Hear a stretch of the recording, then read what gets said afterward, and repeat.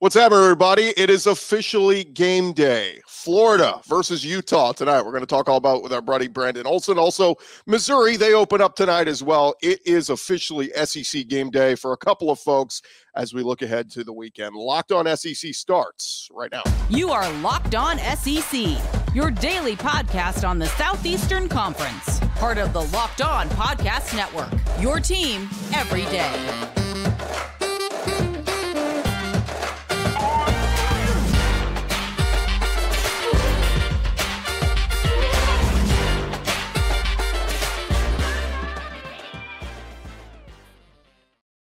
What's up, everybody? Welcome into Locked On SEC. It's great to have you guys along. Today's episode is presented to you by LinkedIn Jobs.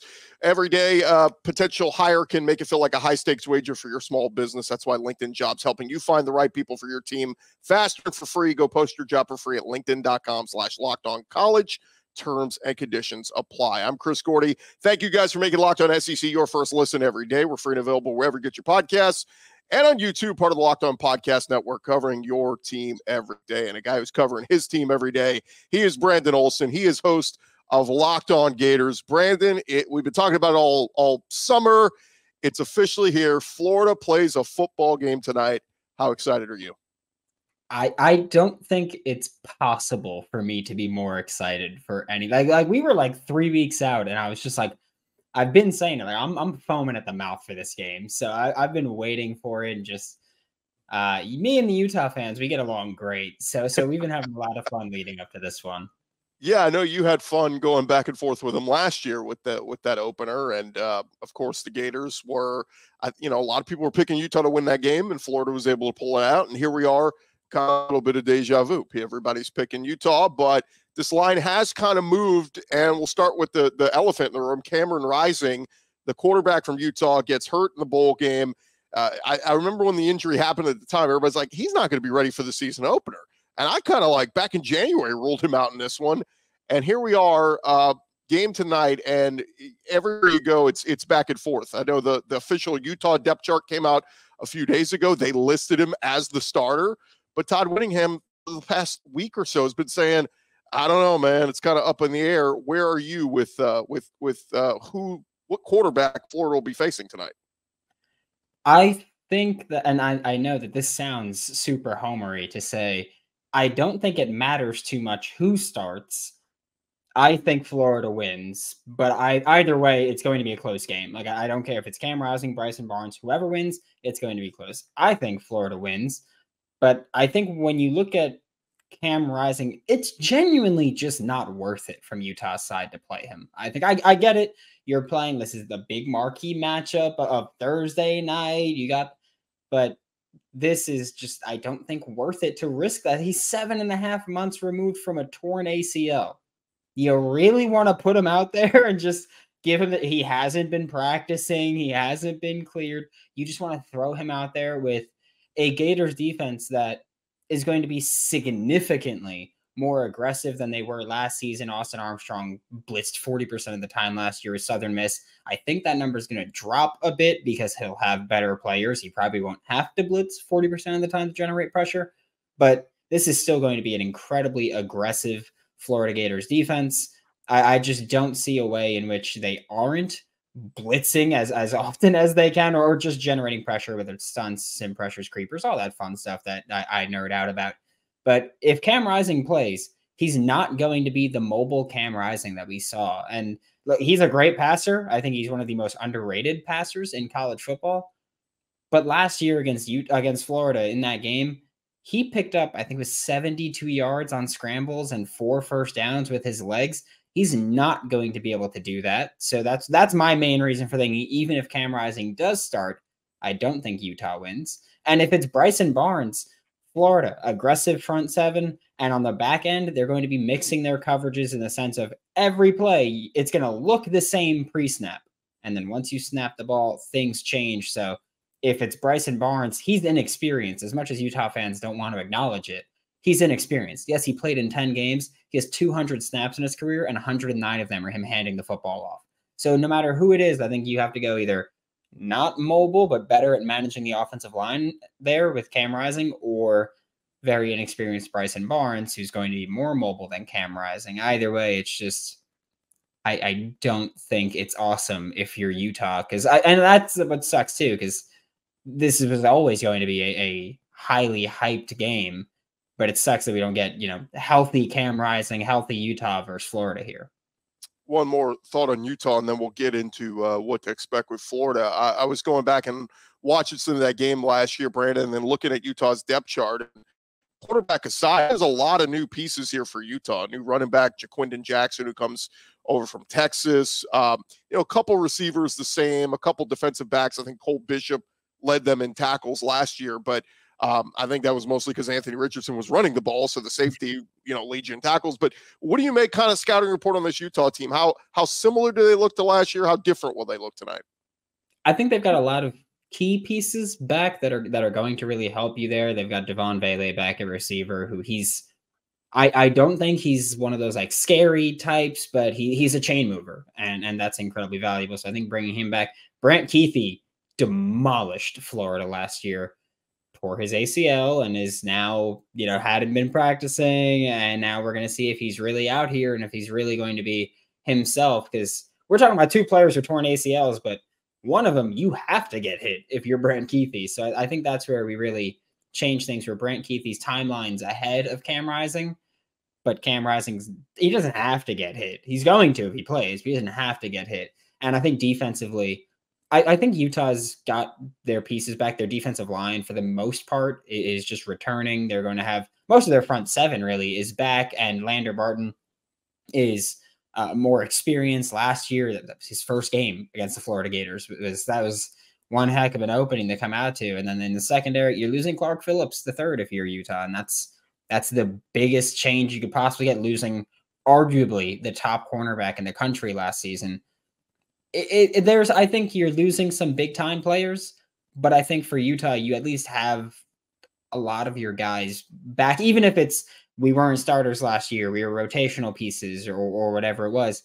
They've been in the system and they're coming back, and that's a great thing for them. But again, I've said the same thing about Florida this whole offseason.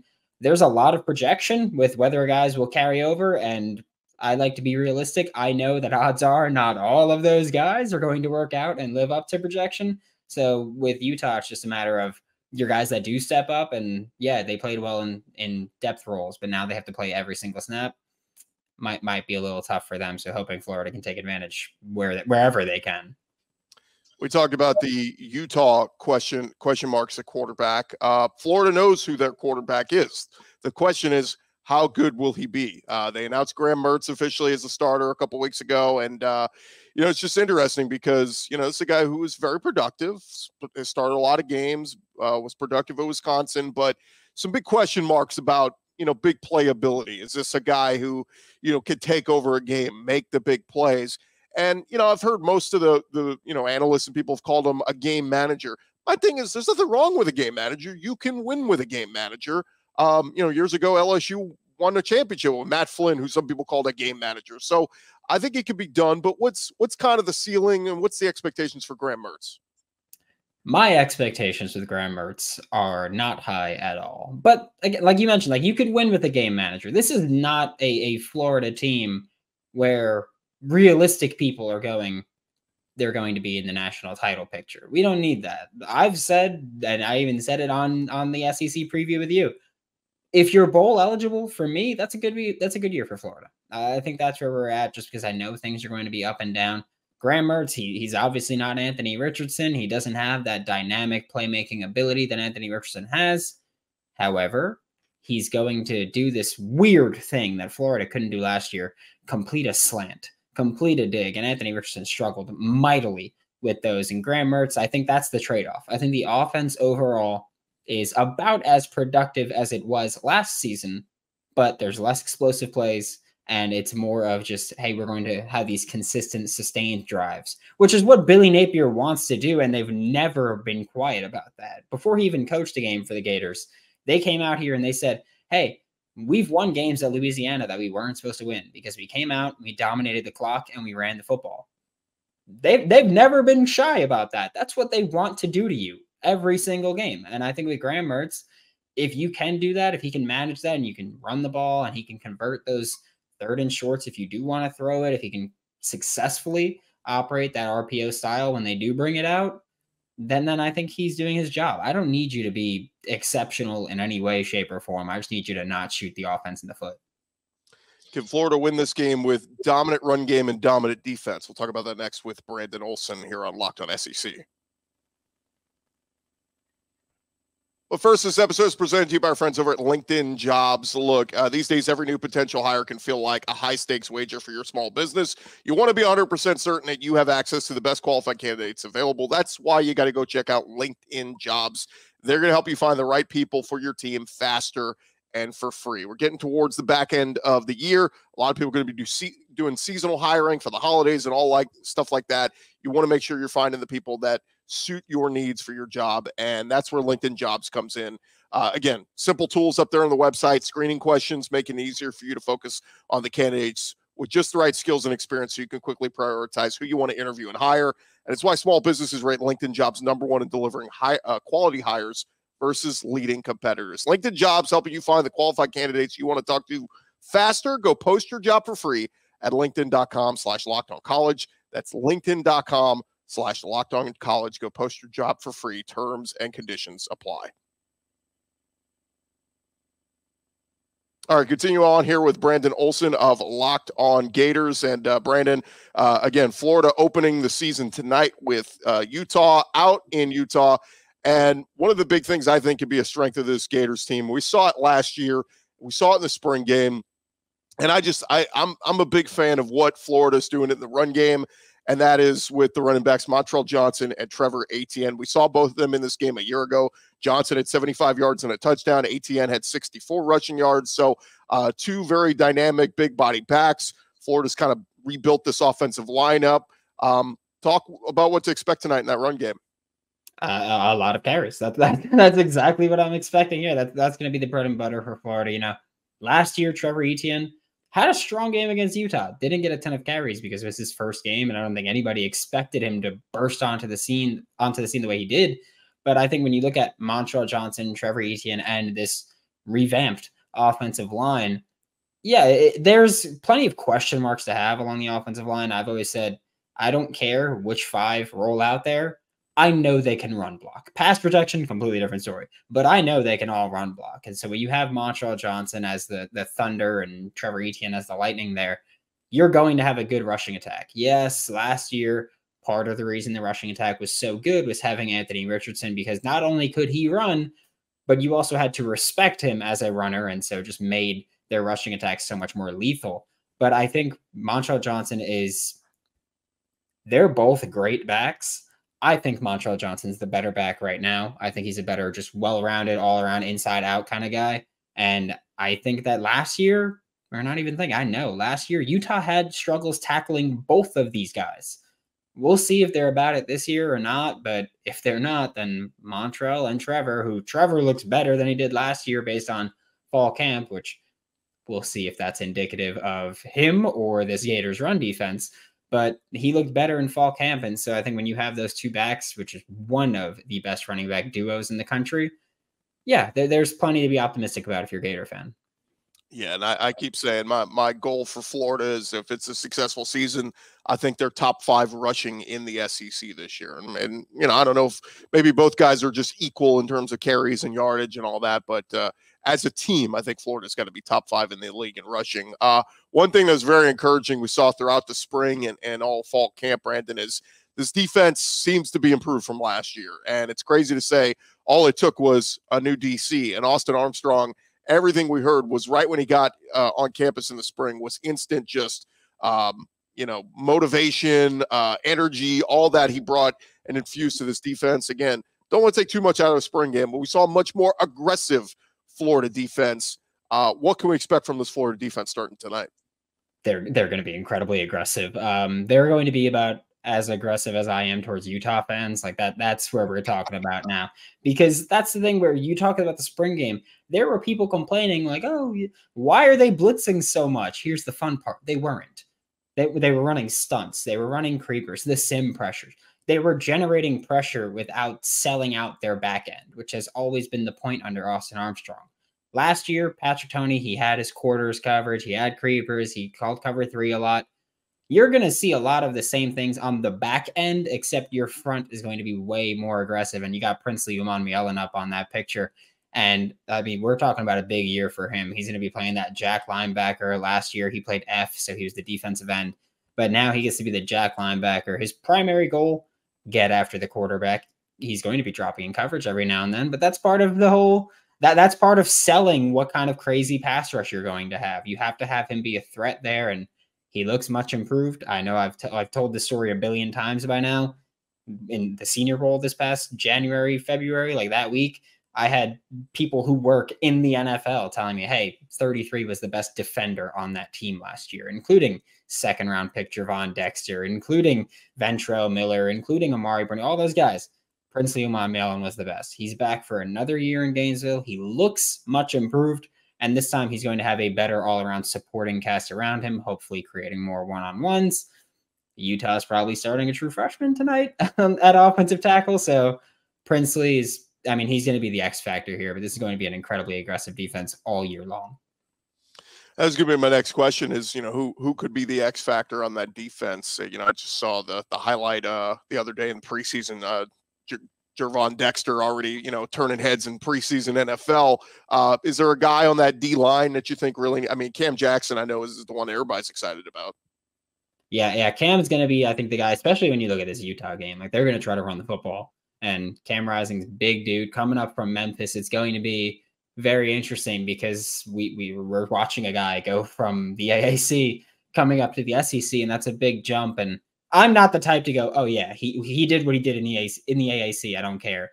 Might as well be the ACC, but he did what he did in the AAC, so I don't care. But I think that it is definitely going to be a good point to bring up. Like, can you do it consistently at the next level? Congratulations on dominating, but can you do that in the SEC? Because the SEC is just different. So it's about stepping up there and making those plays consistently. But Cam, by all accounts, has impressed in his limited time in Gainesville. So hopefully he can carry that over. Just need him to stuff the run, and Utah's got a strong interior of their offensive line. So that's really going to be this is going to be the biggest test for Cam Jackson up until we get to Georgia. So this is going to be the time where Cam Jackson like show up and start strong. And yeah, he's definitely going to be a guy on the interior, and Shamar James at the second level. He's going to be replacing Amari Burney as that will linebacker role. And Amari, good game against Utah last year, couple pressures. He had the game-sealing interception off Cam Jackson in the end zone, and he made plays all year long. Shamar James, that's your time now. Is there a pass catcher? We already offensively, we already talked about the running game. We talked about Graham Mertz. Is there a pass catcher you think has to have a big game tonight? Or is it simple to say that Ricky Pearsall, he's that number one guy, and he's got to step up week in and week out for this team? It's going to be Ricky, especially against Utah, mainly because Utah's got some change going on at their nickel spot from last season.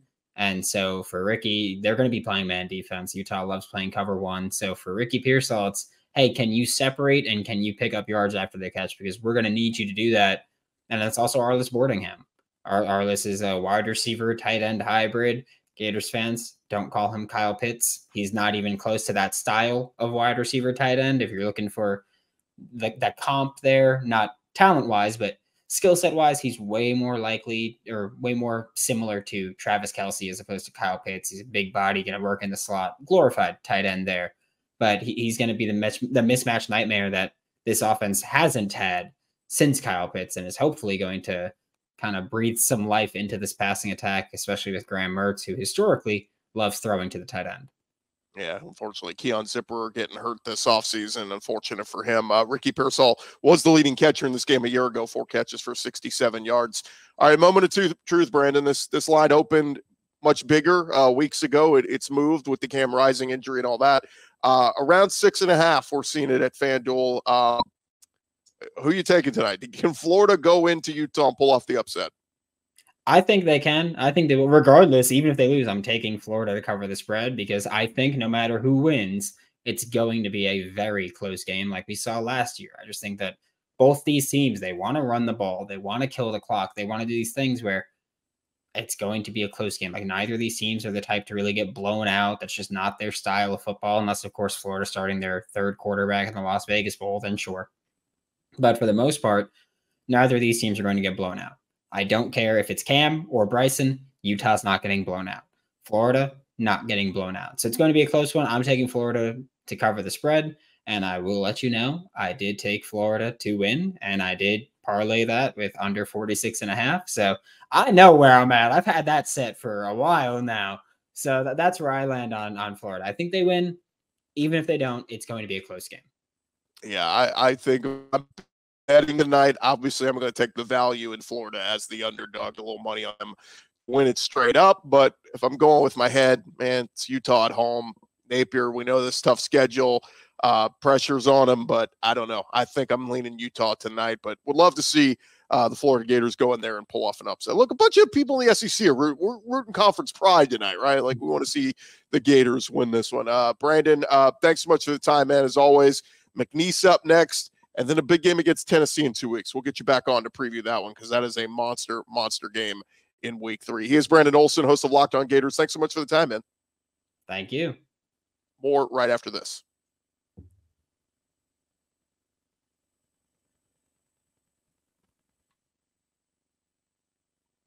Rolling along here on Locked On SEC, and as we look ahead to this weekend, one of the biggest games happening is South Carolina and North Carolina. And joining us to talk about it is our buddy Andrew Lyon, host of Locked On Gamecocks and covering South Carolina over there. Andrew, thoughts on this game? I know you've hyped it up, or we've hyped it up, talked about it all summer, and it's finally here.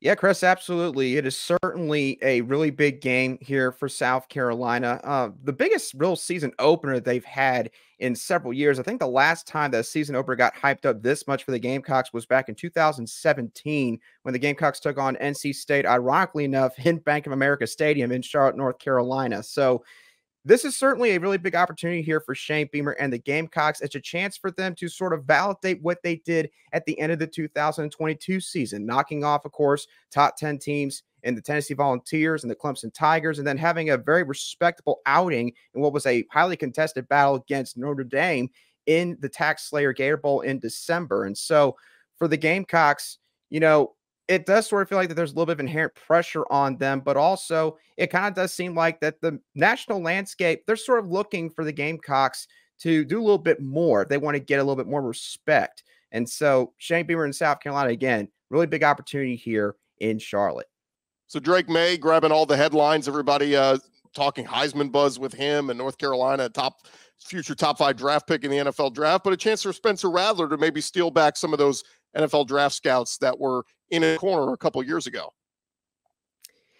Yeah, for sure. Spencer Rattler heading into this game, he's going to be going up against a North Carolina defense that, quite frankly, Chris, has stunk for the last several years, have not really been good in any area, and that was especially the case last season under new defensive coordinator Gene Chizik.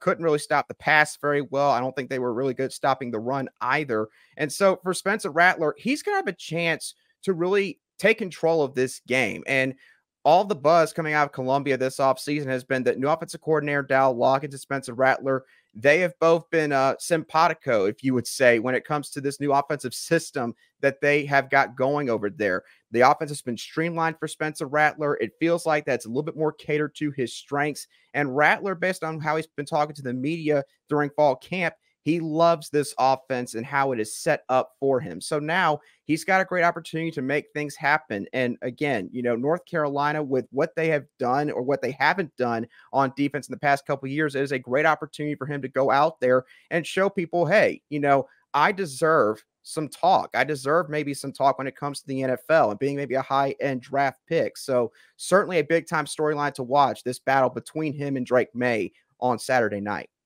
Yeah, it's funny. I had somebody ask me, they said, you know, I was hyping up Drake May, and they said, yeah, name 5 more North Carolina players. I was like, well, Josh Downs went off to the NFL draft. Like, all the guys I knew, they're all gone now. So it was a good argument. I'm like, hey, Drake May, it's all on you, man. I can name a ton of South Carolina players. And what do you make of some of the guys who've been banged up? I know Juice Wells, big expectations for him, but he's been banged up, and Shane Beamer says he expects him to go on this one. Nick Harbor, the big 5-star recruit that everybody was talking about. I know he was a little banged up. Where are we health-wise with all those guys? So according to Shane Beamer, both of those guys are going to be good to go for Saturday's game between South Carolina and North Carolina. Juice Wells has not really been a full participant throughout the majority of fall camp, but he apparently did return to practice on Monday based on what Beamer said at his weekly press conference on Tuesday afternoon earlier this week. And so, honestly, Chris, in my opinion, Juice Wells is going to play, but I still feel like he's not quite 100%. I feel like in this game that you're going to need Xavier Legette to step up a little bit more and Amari Brown to step up and a couple of those guys behind them. And some fans were thinking maybe Nicholas Harper from the get-go could be one of those guys. But Harper, of course, is still making that transition full-time over to the wide receiver spot. So he's certainly still learning the nuances of that position. And it doesn't hurt, or excuse me, it does hurt the fact that he hasn't been healthy himself. So both of those guys will be available, but I think that you'll see a little bit more of the burden on the other guys, Xavier Legette, Amari Brown, and also an Omega Blake, a guy that apparently has really been coming on strong throughout fall camp based on what Spencer Rattler and some of these other guys have said about him. O-line and D-line were my biggest concerns, still my biggest concerns for South Carolina. How concerned should I be about either? Offensive line, I still think it's fair to have a lot of questions about that unit. That group is certainly going to look vastly different compared to the one that South Carolina rolled out in 2022. I think every single player is going to be a new starter for this team. Obviously, Jalen Nichols is sort of the name that everybody has gravitated to this offseason after he got hurt in the spring game. He's going to miss the majority of this season. So now you're just looking for guys to step up. And when the depth chart got released on Monday, Shane Beamer had the dreaded oars listed on that depth chart. I know you know very well this whole point at both offensive tackle spots. So it still seems like that there's some competition going on there. It could be a good thing or it could be a bad thing depending on how you view it. I don't think it's terrible necessarily, but I'm also not going to spout extreme confidence in that group. And then defensively, I feel like the defensive tackle group's getting grouped in too much with this edge position group. I love that defensive tackle group. I think they're very talented. Tonka Hemingway is the big name to watch out of that position group, but certainly still fair to ask some questions about the edge spot. There's a lot of unproven guys there. Jordan Strawn comes back off a torn ACL. How does he look in his first game back in almost 12 whole months? And you've also got a bunch of transfers. Jatius Gear, Drew Tuazama from UAB that they just had a couple of weeks back that they could rely on in this game. So certainly a lot of unknowns, but I don't think that's necessarily a bad thing. Again, when you go up against a team like North Carolina week one, that also has their fair share of question marks in the trenches. What do we see from the run game? Is it going to be Juju McDowell, DK Joyner? Who's going to be the guy? Like if I say leading rusher Saturday night on the South Carolina Gamecocks, who is it? I'm going to go DK Joyner, Chris. DK Joyner has put in a lot of work since spring practice began earlier this offseason and sort of the time when everybody started to realize that, hey, you know, this move to running back might be a full-time move for him, and that ended up being the case. He has since, I believe, added 13 to 16 pounds of muscle. He's now listed at 229 pounds. He's still going to possibly return some kicks this fall for South Carolina as well. And from what all we've heard from Shane Beamer and this staff, the transition, it couldn't have gone any better, honestly, considering the circumstances. Now, does that mean DK Joyner is going to rush for 100-plus yards in almost every game he plays? Probably not, especially when you consider, again, everything going on with that offensive line in front of him and the questions they got to answer. But I think DK Joyner, with what he can do in the backfield, running the football, and also how he can catch the football out of the backfield, I think he's going to be a big-time weapon potentially for South Carolina on Saturday night against North Carolina. Andrew, always good to catch up, man. Moment of truth. Give me who wins and why. South Carolina, and it's pretty simple because everybody's breaking down this matchup and they're talking about Drake May too much. I know Drake May is a great quarterback. I have a lot of respect for that kid. He will certainly be a first-round draft pick if all things go well for him. But I am not impressed with the majority of North Carolina's roster beyond him. I feel like South Carolina's just got a lot more really solid players on that squad, and I think they're just a much more well-rounded football team when you count in defense and the improvements they could make, and also special teams. If it does come down to a score or two, special teams could very well be the difference maker. And if that's the case, you're going South Carolina all the way. So I've got South Carolina winning week one against North Carolina.